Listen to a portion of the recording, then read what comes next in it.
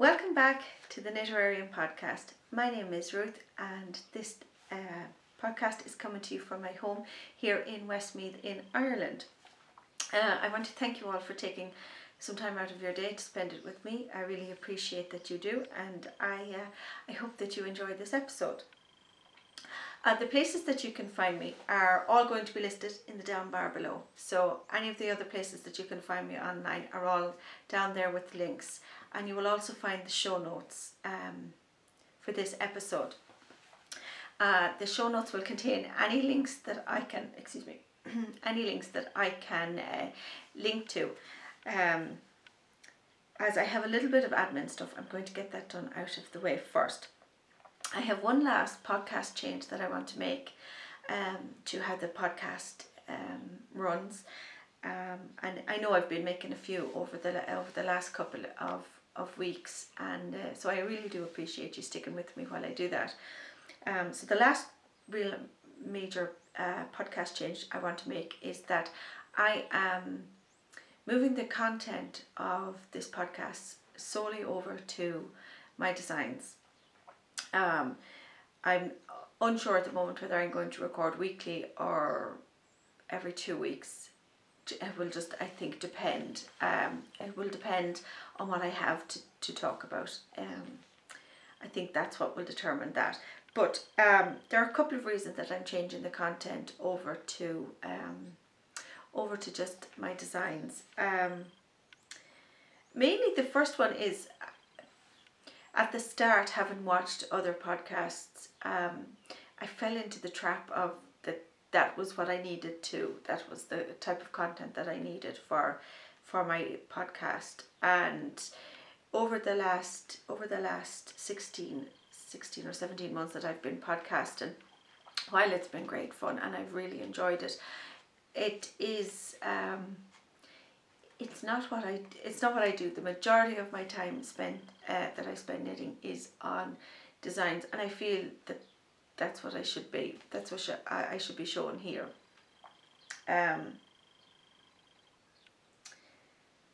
So that's one of the reasons, is that that's predominantly what I'm doing with my knitting time. I'm designing. I'm working towards designs. I'm sample knitting. I'm doing all the process involved in those designs, and so I will talk about those as much as I can in the new content. The one other reason that I am changing the content over to design work is that I have taken a look at my schedule for this coming year, and the designs I want to put out, and also where I want to take Knitterarium over this coming year. And in order to do that, I am going to have to give all of my time, all of my knitting time, over to Knitterarium, over to the process that I work through in getting designs and patterns out there, and in the sample knitting. So that's one of the other major reasons. And I'm just checking my notes just to make sure that I have all. I am a little sad at the moment that I won't be getting to knit on as many of the wonderful knitting patterns that I know are out there. But I'm also excited about what that's going to allow me to do with Knitterarium, how I'm going to be able to grow it, and how I'm going to be able to see what I've been planning for the next year develop and happen over the coming year. So I really do hope that you enjoy the changes. I'd be delighted to hear any feedback. Just you can pop it in the comment section down below, and I'll get that. So I think with that we'll just get started then with the podcast. Now I have a couple of questions that were dropped to me, and I will be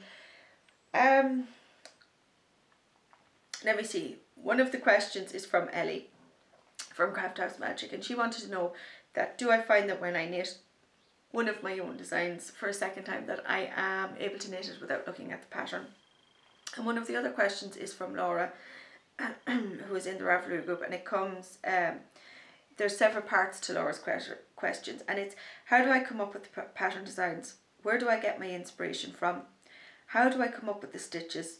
And how does the process for me work? And I am going to be answering both of those questions, definitely Ellie's and hopefully most of Laura's. If I don't touch on anything, Laura, with your question, I will finish it perhaps in the next episode. But I will answer both of those as I go through the podcast, if that makes sense. So we're going to get started with, I don't think I showed you, Then I Met You is off the needles. And now, I don't want to show this completely fully to you, but anyway, this is Then I Met You. You might remember that this uses steel and antique rose. These are both Eden Cottage yarns in their Oakworth 4-ply, yarn range. This is the label here. And this is 100% New Zealand Polwarth wool. And as I said, this is in the colourways steel and antique rose. So that is the first design in what is known as the Forever Collection, and that will be coming out in September. As you will know, all of the patterns I'm working on at the moment are for autumn. So that one is coming out. That is, as I said, part of the collection. I have also caked up. That's the first one. It is a three shawl collection, and the second, I have caked up the yarn for the second shawl in the collection. And this one is going to be called Last First Kiss. And I am again using steel, and all of the yarns in this collection, they all use the Oakworth 4-ply, which is the New Zealand Polwarth wool. And I'm also using this colour, which is Hydrangea. So this is a slightly deeper pink than the antique rose that I used in the first one. As I said, this is a 3-shawl collection. They all use the Oakworth wool from Eden Cottage yarns. So this is, I suppose, a little bit of where I get my inspiration from Laura's question. This is a collection based on soulmates and on meeting your soulmate, or maybe you've not met them yet. But if you have, you know exactly what I mean. So the first shawl is called Then I Met You, and I've just given you a glimpse of that. And the second shawl in the collection, as I said, is Last First Kiss. So when putting the collection together, I had an idea of what I wanted to do with the collection and what it was based on. And as it's based on soulmates, it was very much, I wanted a soft colour palette, but I also wanted a colour palette that I could keep the same colours but different tones of the colours. So that is why I have a very pale pink with the first one. I have a slightly darker pink for this one, and then for the last one I have an even deeper shade of pink. They all use the steel colourway.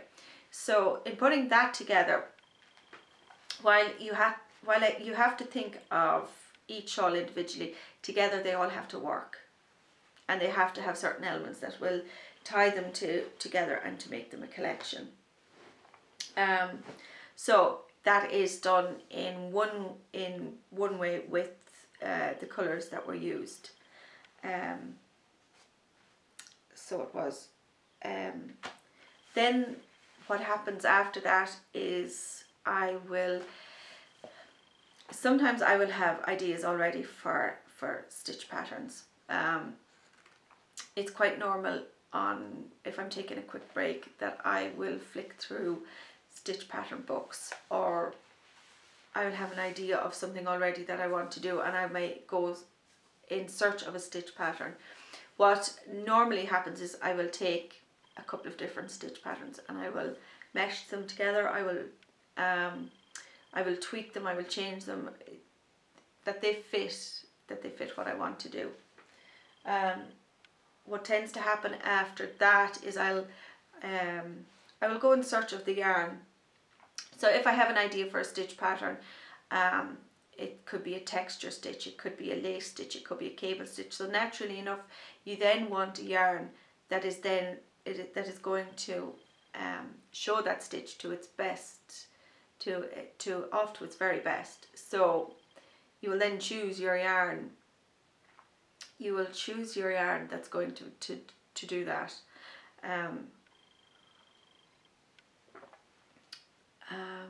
Then what will happen? So after you get the yarn, the next thing is swatching. Now I know so many of you have a love-hate relationship with swatching, and I understand it, but as a designer,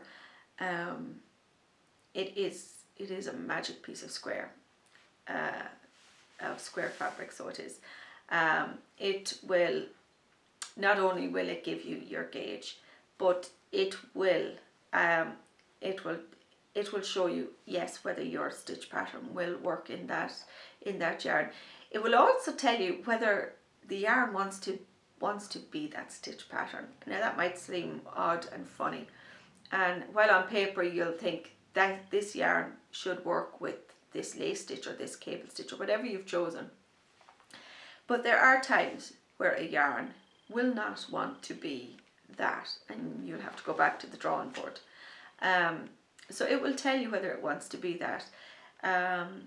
When you block it, it will tell you how much it's going to grow, how much you can expect that shawl or whatever you are creating with that swatch. It will tell you how much that is going to grow and to block, width-wise, length-wise. So it's going to tell you quite a lot from just a small little square. So it is. So never underestimate what a swatch is going to do. So after that, then it's a case of writing up the pattern. I normally draft up the pattern. I will draft it up on paper. I will sketch out the whatever patterns, lace or cable or texture, whatever has been chosen. I will sketch those out on paper. Then it's a case of deciding little things such as what increases you want, what increases are going to work with your design. Do you want them to be visible? Do you not want them to be visible? Some increases will work best with some stitches, some won't. Same with if you are using short rows. You have to decide which short row. Again, do you want them visible? Do you not? Which is going to work best within the design? So there are lots of little things like that you are then going to have to work through, and some of those you'll know. Some of those you'll know instinctively. From having worked with them a number of times, you'll know them. So there's lots of little things like that have to be decided, and so you'll draft up your pattern, and you might slot some of those little things in, and you'll start your sample. And as you're knitting your sample, things may change. You might decide, no, actually that's not working, I need to use something else. So you'll make your changes, and you'll reflect those in your written pattern. And so the process moves on then. Once you have your finished sample, you have to do all your other things, such as you're going to have to get it test knitted, get it sent to your tech editor. A tech editor, in my opinion, is vital. Just because you do something normally and regularly does not mean that pattern is then going to be error-free. There is no guarantee even at the end of that it is going to be error-free. We are all human. That's, it's, I'd be surprised if there wasn't some errors. So I would. In anyone's and in everyone's, we are all only human. And to expect to expect it to be completely, I suppose, error free is a bit of a high dream. So definitely a tech editor. They're a second set of eyes on it. They're going to check your math in it. They're going to check the consistency of it. They're going to check the language of it. There's so much that tech editors check. Test knitting, they offer quite a different service and to the pattern, and they are going to let you know whether knitters are going to be able to knit this. Everybody understands instructions in different ways. Everybody learns in different ways. So everybody has a different way of interpreting that. So test knitters are going to tell you whether knitters across the board are going to be able to understand those instructions or not. So again, are important in the process of it. And then after that, it comes down to, you need to put your pattern into its final layout. You need to photograph it. And all those things, and probably lots of other little things that I'm quite forgetting, all happen before you ever publish a pattern. And once the pattern is published, don't think just when you hit publish it's done, it's finished and complete with that. You don't. You have to advertise it, and you have to be on hand to always support that pattern. Then you are always there as a support mechanism to knitters for that pattern. So that will bring me on to being able to answer Ellie's question about whether I'm able to knit the pattern without looking at it. Yes and no. Yes and no is the answer.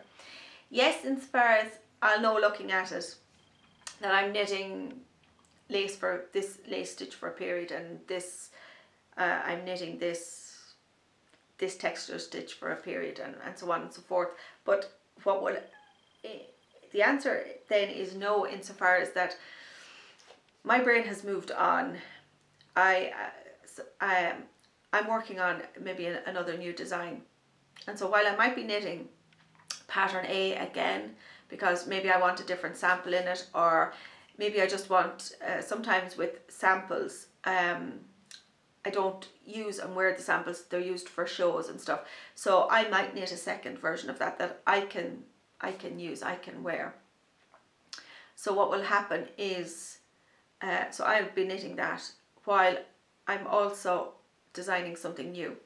It may have pattern B may have a different set of starting numbers. It may have different increases, and so it's quite easy to be mixed up. So I tend to always print out the pattern again, or I go back to my notes.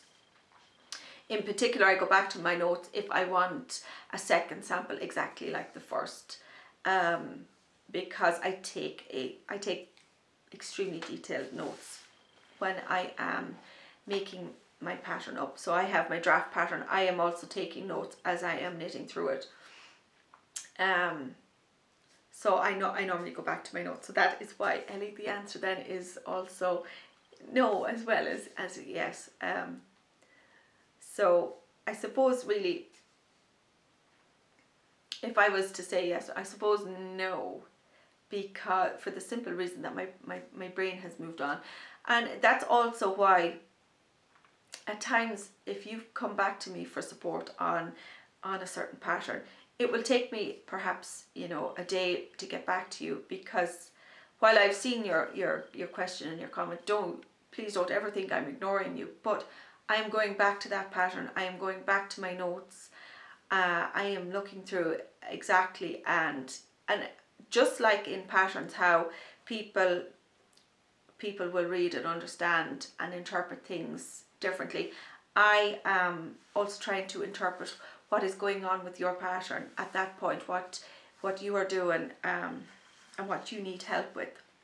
So I am processing all of that while still checking out my notes and working out how best to help you, and trying to make sure that we are on the same, we are at the same stage and understanding the same thing at the same time. So that is, I think that's pretty much all in the questions. And so, as I said, back to last first kiss. So I have these caked up and I'm ready to start on them. I hope, Laura, I have given you, I hope I've answered all the different elements to your question. As I said, I'll go through it when I'm editing, and if there's anything that I've forgotten or left off, I'll answer it in the next episode. But that gives a rough idea of the process. And if you have any other questions, just pop them down below in the thing, or just get in touch. So last first kiss, we'll be using these beautiful yarns, Steel and Hydrangea. I have charted up the patterns that I need, and I have written up the first draft of that. So that is ready to go. What has been occupying quite a good bit of my time is this other design that I am working on, and you may have seen this on my Instagram feed. So I can show it to you here now. So this is it, and the name of this design is Would You Be Mine. The yarns I am using for this are Eton Cottage yarns, Carlisle fingering. I'll just find the tags for these. So Carlisle fingering. This is 100% superwash merino wool from, again, Eton Cottage yarns. Now this is I think this is the first time I've used the Carlisle fingering base from Eton Cottage yarns, and I have to say I love it. I'm a fan of it. Definitely for shawls. I'm using it in a shawl design, so I've only used it in that. Now the colorways I have used in this is this beautiful Dahlia colorway, and this is Cottage Garden, this color here. So this Cottage Garden is a natural color with little flecks of brown in it, and there are little dashes of pink in it that are as well. And as I said, was pairing that with the Dahlia, and I think that might be a slight bit blown out there. So with the Dahlia colorway. So these are the two colorways here together. And then I am also adding in, there's also going to be some lace added in this colorway here. This is the bark colorway. So it is, let me see how best to describe this. It's kind of like a grey beigey brown. It's not really brown, but it has sort of brown undertones to it. It's sort of like a grey brown, I suppose, so it is, and it's lovely. It's a very soft muted shade, and it's lovely.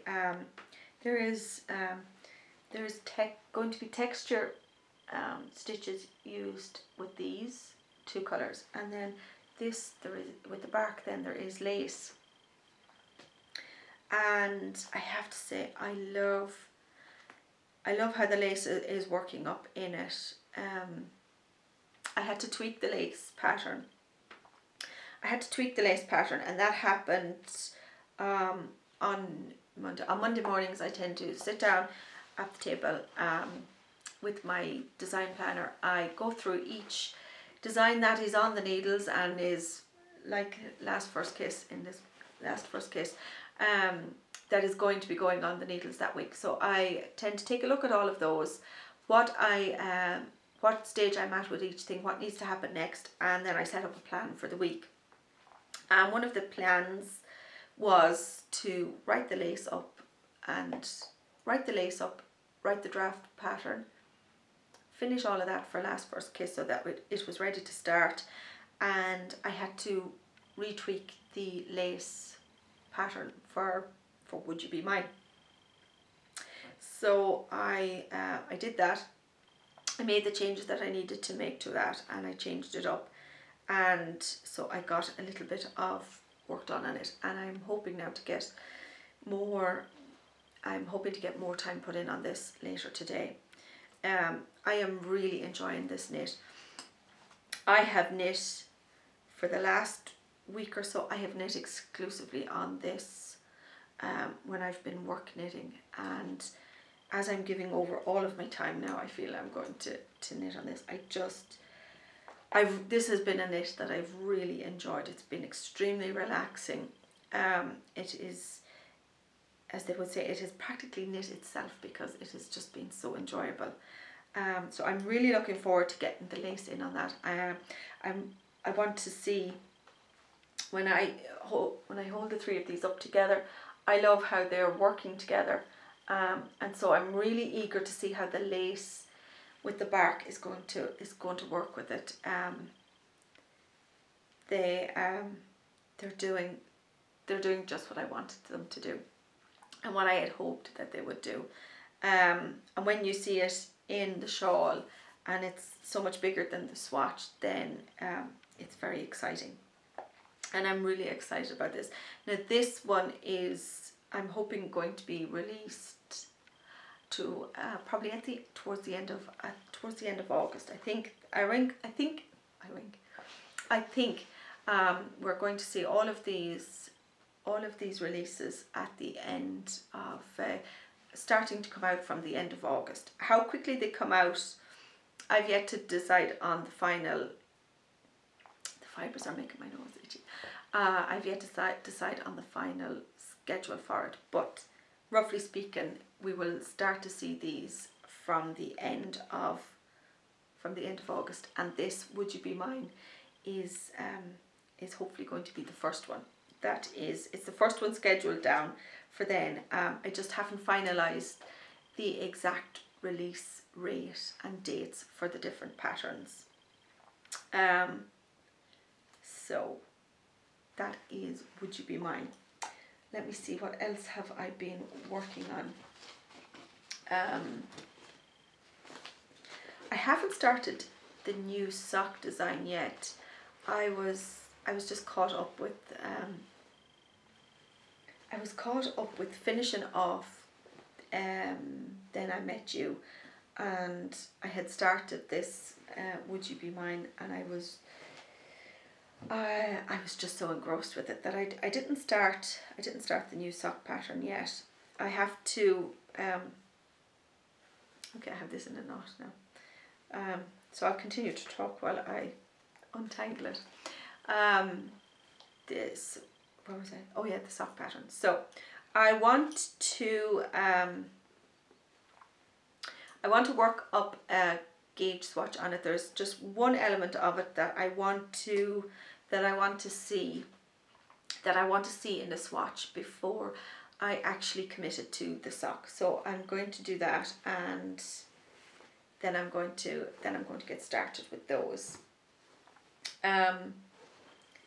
They are going to be in, let's see, I think I have my bag here, yeah. They are going to be in this Woodland Tempo 4-ply from Eden Cottage Yarns.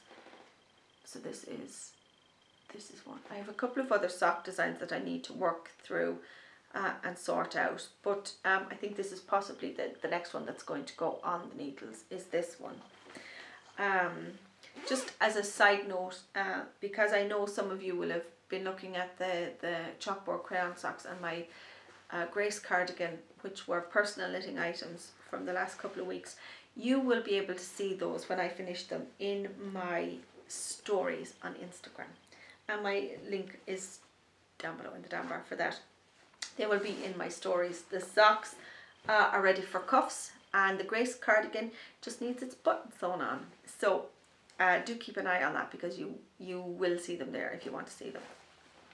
So that's where I am with sock designs. I'm caught up with shawls at the minute. At the moment, it just seems to be about the shawl designs. I suppose mainly because I really want to get those done. I want to start feeling like I'm ahead of the game with those, especially for autumn, because they're excuse me, I seem to be losing my voice, because there's quite a bit that has to be done once the samples are knit, so the samples just need to be done so that I can move on with those other things. And because there's quite a few of them, I need to sort of get them started. So that has been predominantly what I have been working on this week.